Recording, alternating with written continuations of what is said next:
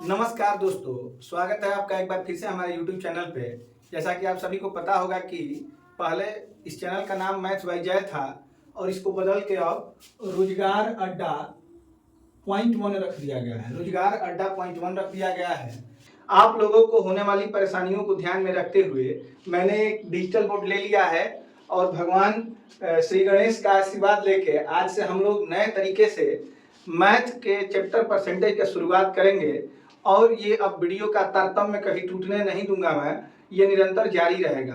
तो आप सबसे निवेदन है कि आप लोग हमारे साथ जुड़िए।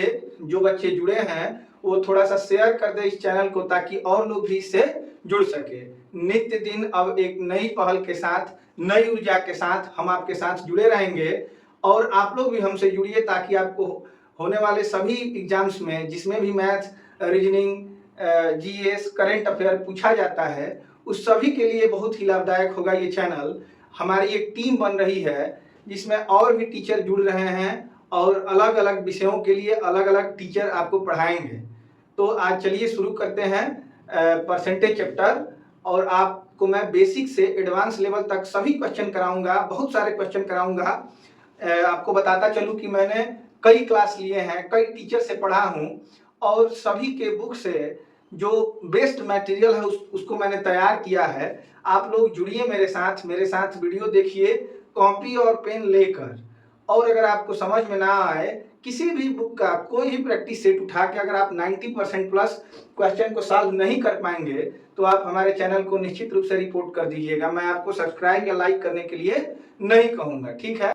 तो आइए दोस्तों देखते हैं परसेंटेज के बारे में। आपसे अगर ये पूछा जाए कि प्रतिशतता या परसेंटेज क्या है, तो किसी वैल्यू की अगर 100 से तुलना की जाती है तो उसे ही प्रतिशत कहते हैं। जैसे मान लीजिए कि एक एग्जाम हुआ 100 नंबर का और उसमें आपको 30 नंबर प्राप्त हुए क्योंकि आप अच्छे छात्र हैं, ठीक है।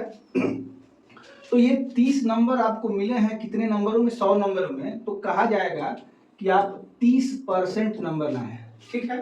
मतलब इस 30 की तुलना अगर 100 में की जाए तो इसी को प्रतिशत कहा जाता है, ठीक है। मान लीजिए कि आपने 30 नंबर लाया लेकिन परीक्षा जो थी वो 200 नंबरों की थी। तो ऐसे आपको नंबर मिले ही होंगे, आपने जरूर कभी ना कभी टेस्ट दिया होगा। तो 200 में से 30 नंबर परसेंट अगर आपको ज्ञात करना हो तो इसको हम निकालेंगे 100 में से। अगर 200 में 30 तो 100 में कितना हो जाएगा? 15। तो इसे कहेंगे हम कि 15% नंबर आपको मिले हैं, ठीक है। तो एक साधारण सा आपके मन में कंसेप्ट होना चाहिए कि किसी भी वैल्यू की अगर तुलना की जाए 100 से तो वह मान, उसका प्रतिशत मान ज्ञात होता है, ठीक है। ठीक है, वैसे बहुत ज्यादा परिभाषा का कोई महत्व इसमें नहीं है। चलिए आइए देखते हैं परसेंटेज टू फ्रैक्शन। परसेंटेज में आपको परसेंटेज का चिन्ह पता होना चाहिए। ये प्रतिशत का चिन्ह होता है, ठीक है। प्रतिशत इसको लिखते हैं हम हिंदी में अगर बोले तो प्रतिशत, अंग्रेजी में बोले तो परसेंट। तो जैसा कि इसके नाम से ही स्पष्ट है मित्रों कि ये प्रतिशत है। 100 में इसकी वैल्यू कितनी है, 100 प्रति 100 में इसकी वैल्यू कितनी है उसे ही प्रतिशत कहते हैं। जैसे कि आपको लिखना हो, अगर आपसे पूछा जाए आपके यहाँ दूध का भाव क्या है तो आप बताएंगे कि 40 रुपए प्रति केजी। तो आपने ये प्रति लिखा है, प्रति का अर्थ होता है बटा, और यहाँ देखिए शत का अर्थ होता है 100। मतलब कि नाम से ही स्पष्ट है कि इस चिन्ह को हटाने के लिए जब भी आप इस चिन्ह को हटाएंगे तो बटा 100 लगा देंगे तो ये चिन्ह हट जाएगा, ठीक है। तो ये प्रतिशत बटा 100 ही है, इसका एक सिंबल बना दिया गया है। इसे गणित रूप इसका अगर देना हो तो बटा में हम लोग 100 लिखेंगे, ठीक है। तो जैसे कि प्रतिशत से भिन्न को बदलना, प्रतिशत से भिन्न में बदलना हो आपको, कोई भी वैल्यू हो, जैसे 20% हो, 20% तो 20, और अभी मैंने बताया आपको कि ये चिन्ह जो है इसका अर्थ होता है बटे 100, तो बटा 100 कर देंगे तो ये आ जाएगा आपका 1/5, ठीक है। वैसे ही आप एक पूरी लिस्ट देख सकते हैं। जैसे यहाँ पे दोनों चीज है, 1/2 है, इसको किस में बदला गया है तो प्रतिशत में बदला गया है। कैसे बदलेंगे तो अगर गुणा 100 कर देंगे तो ये क्या हो जाएगा, 50% हो जाएगा, ठीक है। तो 100 से गुणा करके भिन्न को प्रतिशत में बदलते हैं, जबकि जो भी प्रतिशत में अगर वैल्यू है उसमें 100 से भाग कर देंगे तो ये फिर क्या हो जाएगा तो ये फ्रैक्शन में कन्वर्ट हो जाएगा, ठीक है। जैसे प्रतिशत, यहाँ भी आपको कहीं भी मैथ में आपको प्रतिशत दिखे तो आपको उसको हटाने के लिए बटा 100 करना है। समझ गए आप लोग। अब आप एक बार इस लिस्ट को देख लीजिए, इसका मान आपको याद होना चाहिए। मैं कहूंगा कि आपको याद होना चाहिए, मैं कहूंगा कि आप लोग ये लिस्ट एक बार देख लीजिए, इसको याद रखेंगे, आपके जीवन में ये हमेशा काम आएगा और आपके प्रश्नों को तेजी से करने में इसकी जरूरत पड़ेगी। जैसे 1/2 ये कितना प्रतिशत है, 1/2 50%, 1/3 33 है, 1/3%, 1/4 25%। तो आप लोग इसका एक बार स्क्रीनशॉट ले लीजिएगा, इसको याद कर लीजिएगा, ताकि कभी आपसे फ्रैक्शन किसी भी परसेंटेज का पूछा जाए तो आप लोग जल्दी से बता सके। अगर आपको पता ना हो, जैसे मान लीजिए कि मैंने यही फ्रैक्शन ले लिया एक, ये फ्रैक्शन ले लिया मैंने, है ये 7 सही 9/13 13%। अब हमको ये पता नहीं है कि याद नहीं है, मान लीजिए कि इसका 1/13 होगा, ये हमको नहीं याद है, तो हम क्या करेंगे, तो हम एक बार गुणा कर लेंगे, 13 7 91 9 91 9 100/13 और प्रतिशत है तो प्रतिशत, ठीक है। मैंने आपको अभी अभी बताया कि इस प्रतिशत को हटाने के लिए दोस्त 100 नीचे अगर लिख देंगे तो प्रतिशत हट जाएगा, 100 से 100 कट जाएगा, बचेगा क्या, तो 1/13। तो इतनी प्रक्रिया आपको ना करनी पड़े, इसके लिए आप लोग इसको याद कर सकते हैं, इन मानों को आप लोग याद रखिए। एक इसमें और विशेष बात है, वो भी मैं आपको चाहता हूं कि बताता चलूं। जैसा कि आपने इसमें स्टार्ट में देखा कि इसमें दशमलव मान भी लिखे गए हैं, जैसे कि यहाँ पे आपने देखा होगा, देखिए जैसे ये 33.33 है, 16.66 है, ये दशमलव मान। तो ये कभी कभी आपको डाउट में डालने के लिए एग्जामिनर, कभी कभी नहीं हमेशा आपको डाउट में डालने के लिए एग्जामिनर ये संख्या आपका लिखेगा, तो लिखेगा 33.34%। इसको आप लोग ध्यान में रखेंगे 66.67%, ठीक है। हालांकि ये वास्तव में ये संख्या क्या है, तो 33.333333 है, लेकिन इसको रोकने के लिए 2 अंकों पे 1 अंक बढ़ा के लिख दिया जाता है। तो इसको आप याद रखेंगे कि ये भी क्या है, तो ये 1/3 की ये 1/3 फ्रैक्शन, अगर इसको कन्वर्ट करेंगे तो ये भी 1/3 ही होगा। जैसा कि यहाँ पे आपने देखा 1/3 33 1/3 है, तो 3 ना लिख के यहाँ पे 33.34 भी लिखा जा सकता है, और लिखा जा सकता है नहीं, हमेशा लिखा जाता है। जैसा कि आप प्रीवियस ईयर क्वेश्चन देखेंगे तो उसमें जब भी इसको दशमलव में लिखा गया होगा, जब भी इसको दशमलव में लिखा गया होगा तो 33.34 ही लिखा गया होगा, और इसको क्या लिखे होंगे, तो ये 67% लिखता है, ठीक है।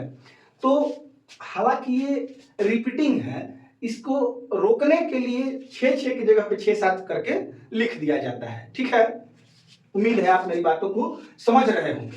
मित्र, मैं भी पिछले 10 सालों से पढ़ा रहा हूं, और थोड़ा सा संसाधन की कमी होने से, और एक क्या कहते हैं उसको,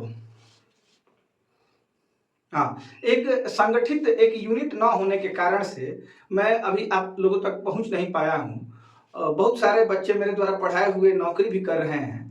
अगर आप लोगों के पास जो बच्चे मेरे नौकरी कर रहे हैं उनके पास भी मेरा वीडियो पहुंचे तो जरूर अपने ग्रुप में या अपने दोस्तों के साथ शेयर करें, ताकि मेरी पहुंच और बढ़ सके।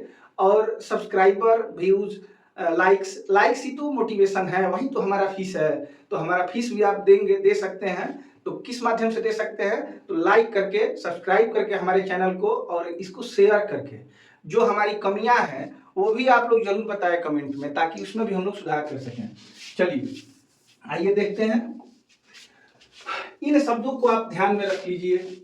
की तुलना में, की अपेक्षा, से, का, अंग्रेजी में कहें तो in comparison of, then, from, by, ये शब्द आपको याद रखने हैं। जैसे मान लीजिए कि 20% को मैंने फ्रैक्शन में बदला है, तो ये हो जाएगा 1/5, जैसा कि पीछे मैंने आपको चार्ट में बताया था।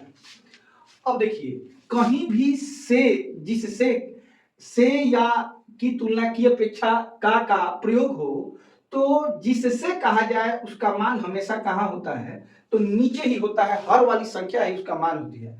शायद आप मेरी बातों को समझ नहीं पा रहे हैं, इसके लिए मैं आपको एक क्वेश्चन दिखाता हूं। आइए देखते हैं। पी का वेतन क्यू के वेतन से, सॉरी, पी का वेतन क्यू के वेतन का 30% है। तो यहाँ पे आप का शब्द को पकड़िए, किसका, क्यू के वेतन का 30% है। अब देखिए, अब यहाँ हम 30% का फ्रैक्शन अगर निकालेंगे तो हो जाएगा 3/10। अब यहाँ दो मान हमको निकालना है, एक पी का और एक क्यू का। लिख लेंगे हम ये पी और ये क्यू। तो अब इन दोनों संख्याओं में से क्यू का मान कौन सा है, तो क्यू हमेशा कहाँ होगा, नीचे होगा। हर वाली संख्या ही क्यू का मान होगी, तो इसको 10 लिखेंगे।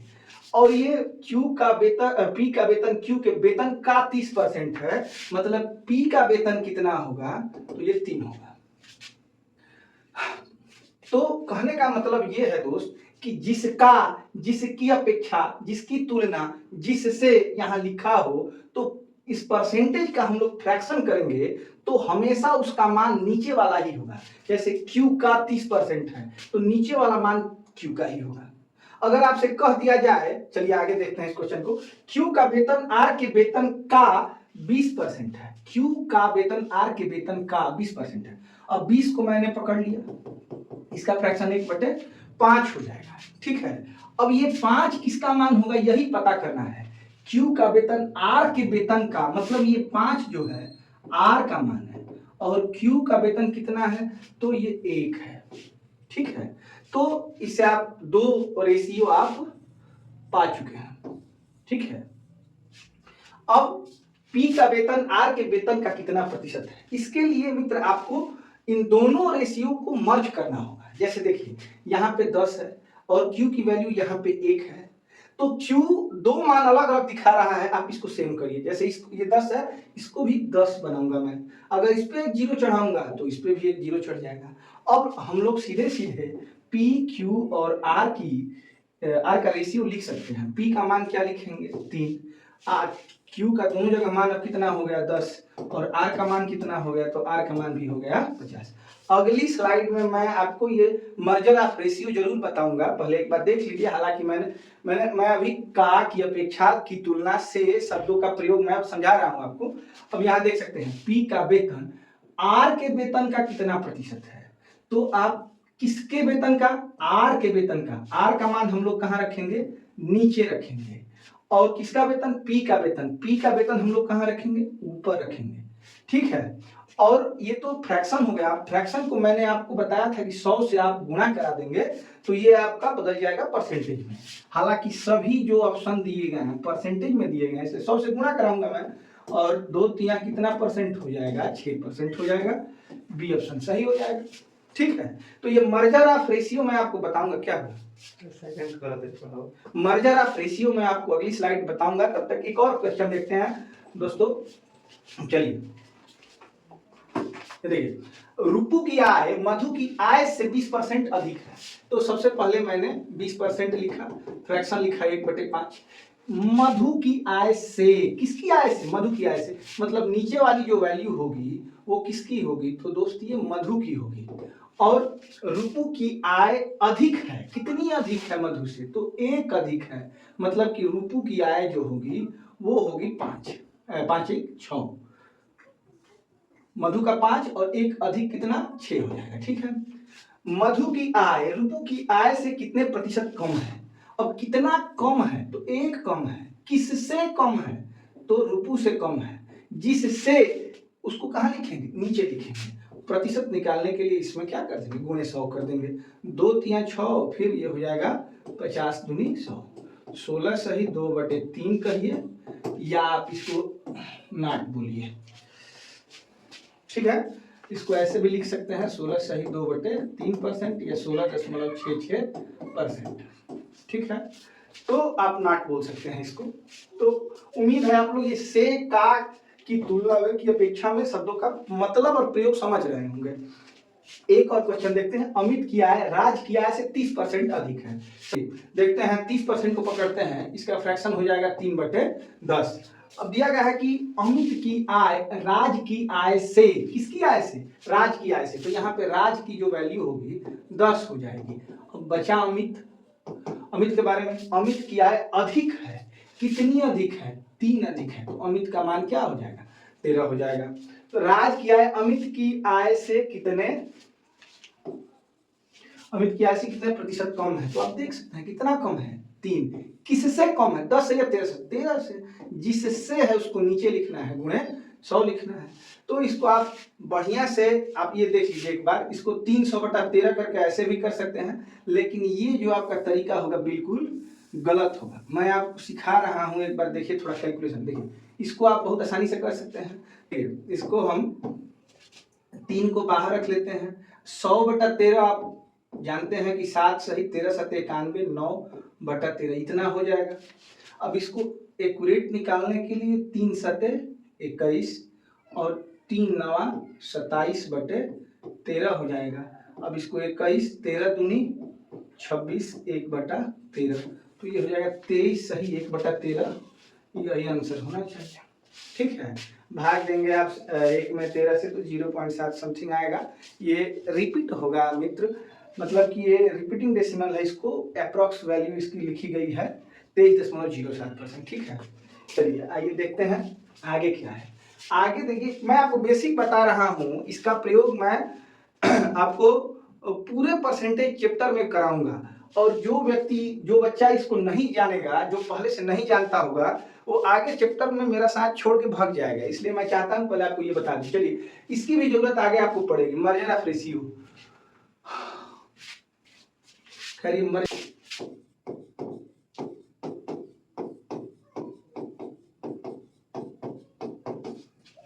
तो आइए देखते हैं अनुपात ज्ञात करना।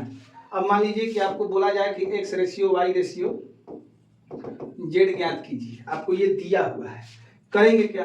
तो देखिए, आप x के नीचे लिखने के लिए x की वैल्यू को क्या करेंगे, ढक लेंगे। बचा क्या, 4 और 5, कांस्टेंट वैल्यू की बात केवल मैं कर रहा हूं। ठीक है, 4 और 5, 4 5 20। y के नीचे लिखने के लिए y वाली वैल्यू ढक लेंगे, बचा क्या, 3 और 5, तो ये हो जाएगा 15। z के लिए z वाली वैल्यू को ढक लेंगे और 3 चौके 12। एक ये तरीका हो, एक और तरीका है, वो भी मैं आपको बताता चलूं। देखिए, कोई भी आपका दोस्त होगा तो उसको सारे राज अगर आपने बता दिए हैं तो आप सावधान रहिए, आपका साथ छोड़ेगा तो आपसे उल्टा हो जाएगा। जैसे x का साथ उसके दोस्त 3 ने छोड़ा तो अब 3 क्या बन जाएगा, 1/3। y का साथ उसके दोस्त 4 ने छोड़ा तो क्या बन जाएगा, 1/4। और z का साथ 5 ने छोड़ा तो क्या बन जाएगा, 1/5।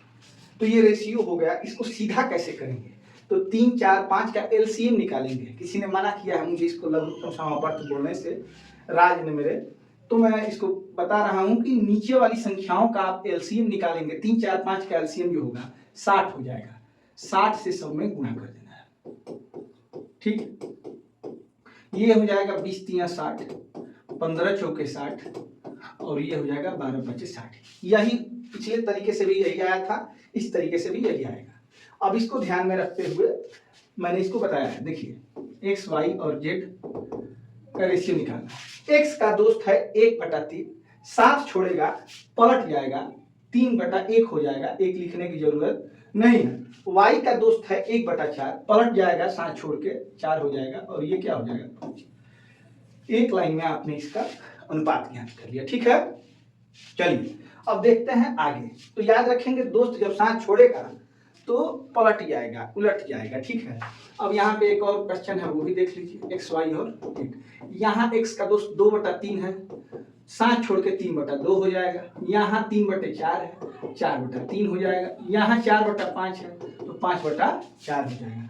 अब ये नीचे वाली संख्या हमको पसंद नहीं है, किसी को पसंद नहीं है। ये भी रेशियो सही है, लेकिन कभी प्रश्न में विकल्पों में रेयरली ये देता है, तो आप इसको सीधा करना सीख लीजिए। 2 3 4 का एलसीएम क्या होगा, आप एलसीएम ऑफ 2 3 और 4 अगर निकालेंगे तो ये हो जाएगा 12। 12 से इसमें 12 से इसमें 12 से इसमें गुणा कर देंगे। 2 छक्के 12 छत्तीस 18, 3 चौके 12 6 चौके 16, 4 3 12, 3 5 15, यही हमारा रेशियो हो जाएगा।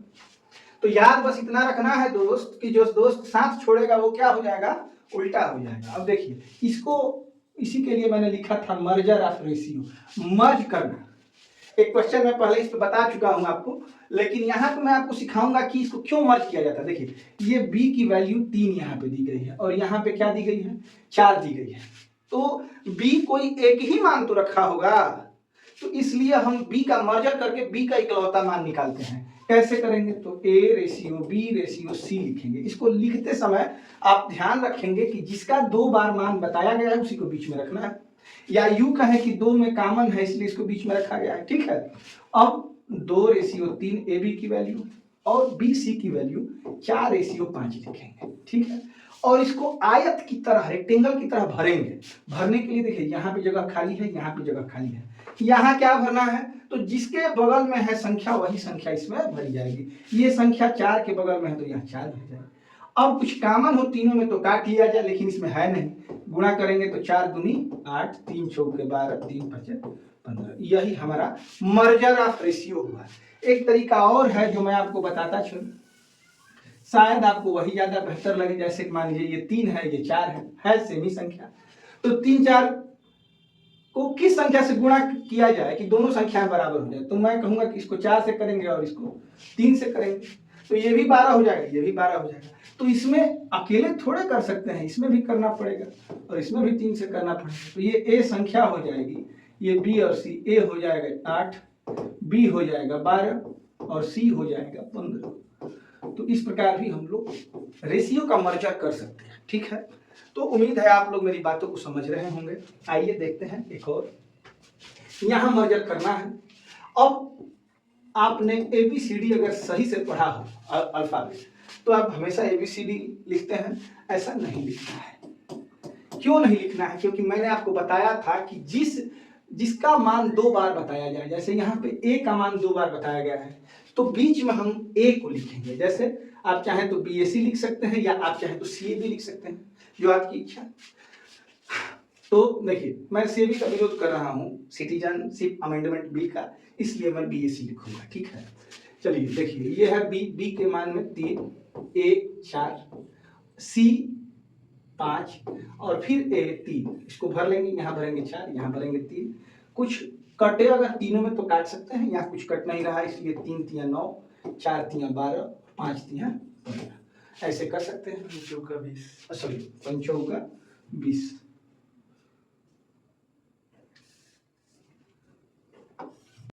5 चौका 20, तो ऐसे कर सकते हैं। थोड़ी सी घबराहट है, पहली बार मैं डिजिटल बोर्ड पे पढ़ा रहा हूँ, लिखने में भी मिस्टेक हो रहा है और बहुत सारी बातें मेरे पश्चिम मस्तिष्क में घूम रही हैं, जिसका समाधान जल्द ही हो जाएगा। मैं ये चाहता हूं कि आप लोगों को कोई परेशानी ना हो, आप लोगों को ऐसा वीडियो मैं प्रोवाइड करूं ताकि आप बढ़िया से देख सके। लेकिन एक आप लोगों से रिक्वेस्ट है कि मेरा वीडियो तभी देखें जब आपके पास कॉपी और पेन हो, अन्यथा ना देखें। व्यू ठीक है, चलो मैं गया। इसको एक बार आइए देखते हैं। अब इसमें 3 3 दिया गया है, लिखेंगे किसको बीच में? पहले ध्यान से ये देख लेते हैं। B का मान 2 बार, यहाँ भी, और यहाँ देखिए A का मान 2 बार बताया गया है। मतलब B को और A को बीच में लिखना है, और D को और C को किनारे पे लिख देना है, ठीक है। जिनका मान 1 से ज्यादा बार बताया गया है उनको बीच में, जिनका मान 1 बार बताया गया है उनको किनारे पे लिखेंगे। चलिए DB हम लोग लिखेंगे 4 3, और BA लिखेंगे 3 5, और वैसे ही DA लिखेंगे 2, D लिखेंगे 3, यहाँ देखिए 3, A के नीचे 3 और D के नीचे 2। भरना है यहाँ 3, यहाँ 3, यहाँ 5, यहाँ 3, यहाँ 3 और यहाँ 3। अब आप देखेंगे कि चारों में कुछ कॉमन है या नहीं है। 1 2 3 4, सभी 3 कट गया। अगर 3 में 3 होते और 1 में 3 नहीं होता तो हम लोग इसको कटा नहीं सकते हैं, इस बात को भी ध्यान में आप रखेंगे। 4 3 12, 3 3 9, 5 3 15 और 5 2 10। तो इस प्रकार से आप इसका सॉल्यूशन पा सकते हैं, ठीक है। अब देखिए, जब आप ये ध्यान में नहीं रखेंगे कि किसको बीच में रखना है और किसको किनारे पे, तब आपसे क्या गलती होगी ये आप एक बार देख लीजिए। मैं गलती करके दिखाता हूं, ABCD लिखकर। अब देखिए AB लिखूंगा, A लिखूंगा 5, B लिखूंगा 3, ये फिर BC लिखूंगा 3 और 4, फिर AD लिखूंगा 3, A के नीचे और D के नीचे 2 लिखूंगा, ठीक है। अब यहाँ समस्या क्या होगी वो भी देख लीजिए दोस्त। देखिए यहाँ भरना है, यहाँ भरना है, क्या भरा जाए? ये तो इसके बगल में भी है, इसके बगल में भी है, ये ना कि यहाँ 3 यहाँ 2 भर दो, नहीं। अगर दो संख्याओं के बीच में कोई खाली स्थान है तो वहां हम भरने में अक्षम है, उसको भरा नहीं जा सकता है। इसलिए आप लोग इस क्रम का ध्यान न रखते हुए इस बात का ध्यान रखेंगे कि किसका मान 2 बार या 2 से अधिक बार बताया गया है उसको बीच में रखना है, जिसका मान केवल 1 बार बताया गया है उसको किनारे पे रखना है। ठीक है।